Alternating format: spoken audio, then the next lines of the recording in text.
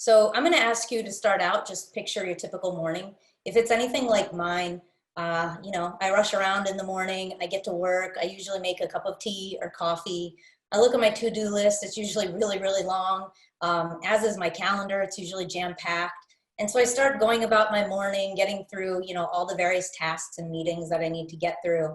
And usually around mid-morning, my stomach starts growling, but can't really do anything about it.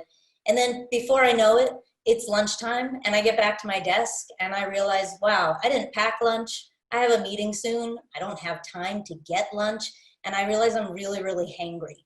And I'm sure this is something that we can all relate to. So now imagine instead that you went through your morning and when you arrived back at your desk at lunchtime, you had this beautiful home-cooked hot meal waiting for you. And this dream becomes a reality every single day for hundreds of thousands of people in Mumbai. And the Dabbawalas are the people behind it. So before we went any further, we wanted to give you a little bit of context about like the history and culture around the Dabbawalas. The Dabbawala service, as we know it today, started in 1890. The story goes that there was a Parsi banker. He basically wanted somebody to go and fetch his home-cooked meal from his house, his lunchbox, and deliver it to his workplace during lunch. At that time, around like the railway stations, there were a lot of daily wage laborers. So he approached one of them and he paid this person a certain sum of money and just told him like, here's my address, go to my house, pick up my lunchbox and just deliver it to me at lunch. This person did that, and then he kept employing the same service from that person for a while. Over time, it got kind of popular, and a lot of people in his office as well started paying this person certain amount of money to go to their houses and bring their lunchbox to work as well. This person was named Mahadev Havaji Bache, and he was the first Dabbawala.